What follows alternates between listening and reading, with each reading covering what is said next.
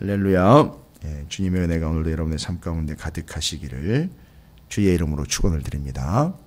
자, 이제 점점 더 예수님의 십자가 사건, 이제 십자가를 지시기 바로 직전에 와 있습니다. 그 십자가를 지시고 이제 골고다로 가셔야 되는데, 바로 빌라도가 그 예수 그리스도를 군병들에게 넘겨주게 됩니다. 그 내용이 바로 오늘 내용이고, 그 군인들이 희롱을 하고 조롱을 하고 갖은 모욕과 멸시와 박해를 가하고 있는 모습 우리가 볼 수 있습니다. 여기 총독의 군병들이라고 소개가 되고 있는 이 군병들은 로마에서 정식으로 파견된 군대들이라기보다는 그 유대 주변 지역에 있었던 이방인들 가운데에서 로마가 세력을 제패하다 보니까 자원하고 또 내지는 모집해서 구성을 한 바로 그 지방의 군대들입니다. 그래서 로마의 권위 아래에 모이긴 했으나 구성원들을 보면 로마의 출신의 병사들로 구성된 것이 아닌 주변에서 모집을 해가지고선 돈 주고 모집을 하는 거죠. 일정 금액을 주고 모집을 하고, 또 로마가 지역마다 로마의 출신들을 다 파송을 할 수는 없으니까 그 지역 출신들이나 그 주변 지역 출신들에서 이제 자원을 받아서 군대를 만들어내게 됐습니다. 따라서 이 로마가 총독의 군병들은 유대인들은 아니었고요.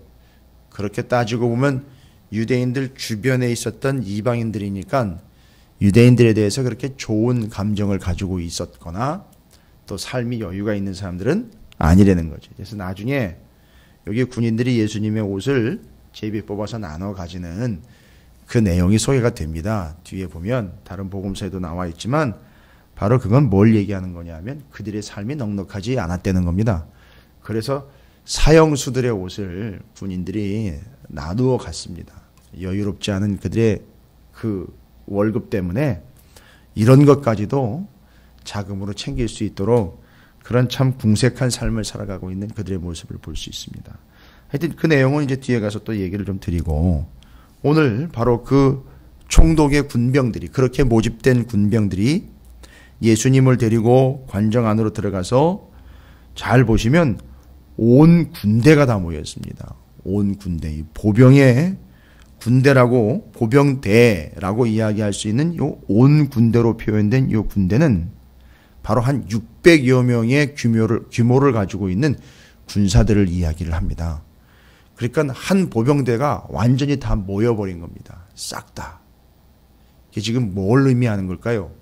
사안이 그만큼 중요한 사안일 뿐만 아니라 상당히 심각한 사안이고, 이것은 그냥 당시에 그 분위기를 이야기해 주는 것뿐만 아니라 오늘 27절부터 31절이 말씀하려고 하는 분명한 내용과 담고 있는 메시지가 있다는 겁니다. 예수님께서 그냥 당하시는 고통에 대한 이야기가 아니라 예수님이 당하는 고통의 내용을 조목조목 살펴보면 여기에는 하나의 맥이 있다는 겁니다. 뭔 맥이 있을까요?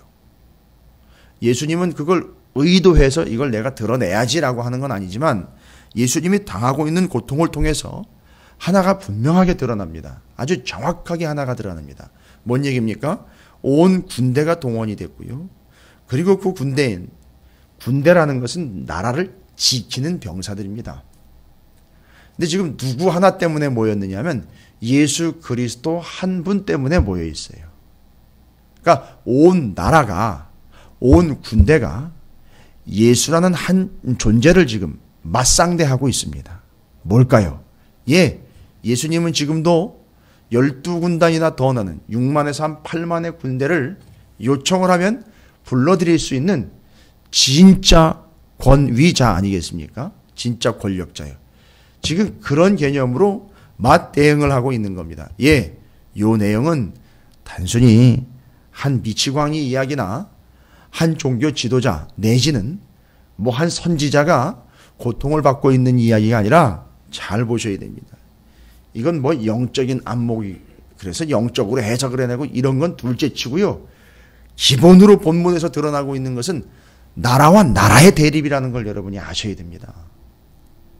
이건 단순히 한 민족의 지도자여 구원자가 등장을 해서 그가 오해를 받고 고통을 받고 있는 이야기가 아니라 한 나라와 나라의 대립이 상황이 펼쳐졌다라는 걸 이 본문을 통해서 우리는 좀 솜씨 있게 바라봐야 된다는 거죠. 능숙하게 좀 바라봐야 됩니다.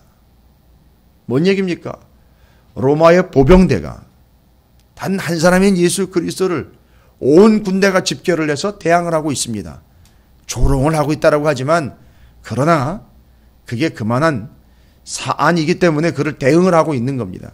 따라서 군대가 예수 그리스도를 대응을 하고 있다는 얘기는 이 내용이 바로 하나님의 나라와 제국이 지금 현재 대립 중에 있다라는 겁니다. 대립이라는 표현도 어떻게 보면 대등한 위치로 놓아주는 것 같지만 그러나 정확하게 이야기하면 이 하나님의 나라 때문에 제국이 움직이고 있다라는 사실, 그 하나님의 나라를 대응하기 위하여 이 세상 나라가 분주하게 발빠르게 마치 물속의 오리의 발처럼 계속해서 허우적대고 있고 그것을 맞대응을 하고 있다는 사실을 우리는 안목으로 봐야 됩니다. 믿음의 안목, 성경을 보는 좀 능숙한 솜씨로 바라봐야 된다는 거죠. 그러니까 지금 27절 이후로 보면 곧 하나님의 나라와 여기 로마라는 제국이 현재 대립을 하고 있다는 걸 우리는 알 수 있습니다.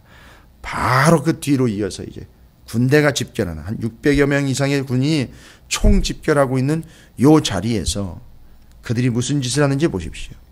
28절로 29절로 그의 옷을 벗기고, 원래 주님이 입고 계셨던 유대인의 전통 복장이죠.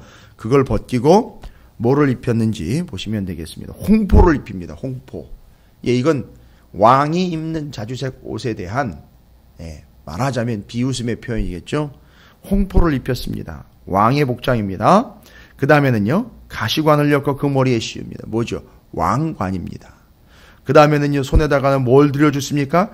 갈대를 그 손에다 들여줬습니다. 여러분 상상을 한번 해보십시오. 시뻘건 천으로 둘렀고 머리에는 가시관이요, 피가 뚝뚝 떨어집니다. 또 손에는요, 갈대를 쥐었습니다. 이 갈대, 여러분 아시겠지만 강가에 가면 갈대, 흔들리는 갈대, 그거 여러분 잘 기억하실 겁니다. 그런 모습으로 서 계시는 거예요. 뭘 표현을 해낸 겁니까? 너 왕이라 그랬지? 그래, 그러면 우리가 왕으로 한번 꾸며주지 해서 왕의 복장으로 흉내낸 거예요. 홍포를 입고 머리에는 왕관 대신 면류관을, 바로 그 가시관을 씌워 손에는요, 왕이 들고 다니는 홀, 그렇죠, 말하자면 일종의 손에 들고 있는 지휘관, 지휘봉 같은 거죠. 그거 대신 갈대를 쥐어줬습니다. 왜 갈대일까요? 아주 깊은 의미가 있어요. 물론 이 병사들은 그걸 알고 지켜준 게 아니에요. 그들은요, 이 갈대를 예수의 손에 지켜주기 위해서 갈대를 꺾었습니다. 그러나 예수는요, 꺼져가는 등불 끄지 않고 상한 갈대를 꺾지 않으시는 분이에요. 머리에 가시 면류관은요, 그들의 모든 질고를 대신 지시고 피를 흘리신 분이시고요. 홍포는요, 세상의 비웃음과 조롱을 당하면서 주님이 그들을 구원해내시기 위한 하나님의 계획을 이야기하고 있는 겁니다. 어찌되었든 이들은 조롱의 의미로 예수를 왕의 복장으로 입혔지만 사실이지 않습니까? 예수는 왕이십니다. 그걸 이제 그들이 입으로도 이야기를 합니다.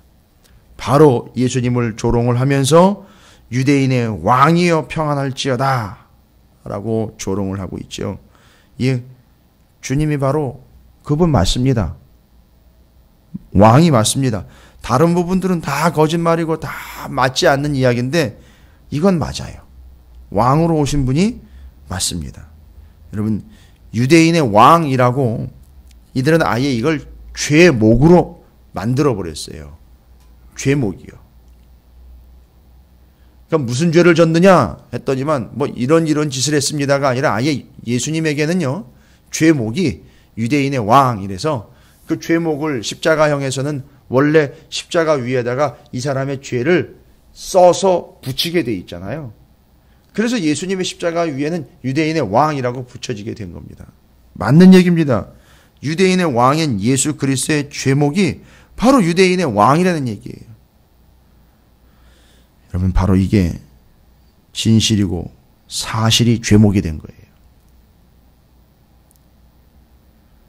또 그 왕의 자리는요, 보시면 아시겠지만요, 왕이 앉은 왕의 자리, 왕좌가 있을 거 아닙니까? 근데 예수님의 왕의 자리는요, 왕좌는 십자가가 된 거예요. 그리고 그 예수 그리스도께서 십자가를 지시는 것은요, 아버지 하나님의 명령을 철저하게 지켜내신 거죠. 왕이 누구보다도 그 왕이 명령을 100% 순종하는 성실하신 왕이었다라는 겁니다. 또요, 거기다가 그에게 침을 뱉고 갈대를 빼앗아 그의 머리를 치고 희롱을 당한 후에 홍포를 벗기고 도로 그의 옷을 입혀. 이거 원래 있었던 관례는 아닌데 예수님에게 이렇게 적용을 한 것 같습니다. 원래는 옷을 다 벗기고 지고 가게 만들었는데 다시 옷을 입혀서 예수님께서 십자가를 지고 가게 만들었습니다. 여러분, 이것은 모욕을 당하는 것 같지만 뭡니까? 사실입니다. 유대인의 왕이라고 모욕을 하고 조롱을 하는 것 같지만 사실이에요. 니네가 기도하면 다 된다고 조롱하는 것 같지만 사실이에요. 니들이 세상을 구원한다고 조롱하는 것 같지만 사실입니다. 너가 예수 믿고 구원을 받았다고 조롱하는 것 같지만 사실이에요. 네가 예수를 믿는 믿음이 있다고? 그래서 너는 어떤 고통도 다 당해내고 감내해낼 수 있다고? 조롱하는 것 같지만 사실입니다. 이걸 교회와 성도들이 정확하게 깨달아야 됩니다. 세상이 우리를 조롱하는 것 같지만 사실이에요.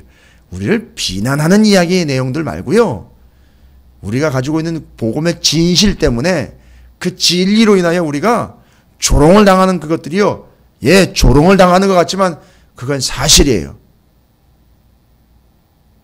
먹을 게 없어도 넌 예수만 있으면 된다고? 조롱하죠. 그럴 때 우리는요, 맞습니다. 조롱 같지만 그건 사실이에요. 너 예수 때문에 죽을 수 있다고? 조롱하는 것 같지만 사실입니다. 김 목사, 네가 예수 때문에 좋은 자리 마다하지 않고 그 좋은 자리들, 유혹들, 미혹들, 세상이 주는 안락함들, 그걸 버릴 수 있다고? 웃기지 마. 조롱하는 것 같죠? 그러나 그건 사실이에요. 여러분이 가지고 있는 믿음 때문에 조롱을 당하는 것, 그러나 그것은 사실입니다. 이게 역설입니다. 이게 기독교의 역설이에요. 그러나 그게 사실입니다. 여러분, 예수님이 지금 이런 모든 과정을 겪고 있는 이유를 아십니까? 그 침 뱉고 갈대를 빼앗았던 머리를 때리고 희롱하고 가진 조롱을 다 하고, 여러분, 이건 앞에서 나왔으면 이건 또 이사야서 50장 6절의 말씀을 또 그대로 이루고 계시는 거예요. 그러니까 왕인 내가 나라의 법칙이요, 하나님 나라의 그 원칙인 말씀을 절대 어기지 않겠다라는 거예요. 그래서 지금 왕이 명령을 제일 잘 지키고 있는 나라예요. 그게 하나님 나라입니다. 자, 이제 짧은 구절이 27절부터 31절을 통해서 예수님이 몸소 보여주고 계시는 겁니다. 예수님은 왕이십니다. 왕이 그 법을 누구보다도 가장 잘 지킵니다. 법이요, 말씀이요. 당할 것 다 당해냅니다. 그러나 그게 사실이에요. 이게 지금 예수님이 말씀하려고 하는 건 하나님의 나라가 이런 거라는 걸 이야기하고 계시는 겁니다. 바로 이게 하나님의 나라라는 걸 알려주시기 위해서 그 모든 것들을 그냥 다 보여주고 계시는 겁니다. 우리가 그를 믿는 성도라면 기억하십시오. 하나님의 나라가 무엇인지 정도는 우리는 알고 있어야 되는 거예요. 예수님은 지금 그 하나님의 나라를 보여주고 계십니다. 그 나라의 왕으로서 그 나라를 보여주고 계시는 거예요. 그 나라는요, 하나님의 어린 양 대신 예수 그리스도를 통하여 시작이 되는 거라고요. 그 하나님의 나라가요. 우리가 지금 계속해서 두 나라를 비교하면서 능숙하게 솜씨있게 잘 담아내고 있지 않습니까? 제사장 나라가 6월절 어린 양으로 시작됐다면 그 역할을 하시는 예수 그리스도께서 하나님의 어린 양으로서 그 하나님 나라의 시작이 된 거예요. 여러분 보세요. 지금 하나님 나라가 이제 시작이 되고 있는 거예요. 그 다음은 뭡니까? 왜 예수님이 왕이신 겁니까? 진짜 왕은 하나님이라고 하지 않았습니까? 제사장 나라에서 계속 잘 보십시오. 하나님이 진짜 왕인데 예수를 또 왕이라고 그래요. 이유는 뭘까요? 왕인 아버지가 그 아들에게 왕위를 물려준 거 아닙니까? 그러니까 왕은 동일한 왕인 거예요. 어쨌든. 그래서 하나님을 아버지라고 부를 수 있는 나라예요. 하나님을 아버지라고 부르는 나라인 겁니다. 그게 지금 하나님 나라에 대한 이야기예요. 또한 예수님이요. 예수님이 이 뒷본문에 나와 있습니다만 좌편 우편 강도 이야기가 나오죠. 그 십자가상에서 마지막까지도 한 영혼을 구원해 내시면서 가십니다. 하나님의 나라는 한 영혼이 천하보다 귀한 거예요. 그 한 영혼은 누굽니까? 천하는 또 어딜까요? 그 당시 천하는 누가 지배하고 있습니까? 로마요. 로마라는 나라는 한 영혼 알기를 파리 목숨보다도 덜 소중히 여겼던 그런 제국이거든요. 그런데 하나님의 나라는요, 그런 제국과는 달리 한 영혼이 그 로마라는 나라보다도 더 귀한 겁니다. 거라사의 광인 한 영혼 때문에 돼지 2,000마리에게 귀신이 들어가 그 한 영혼을 구원해낸 이야기.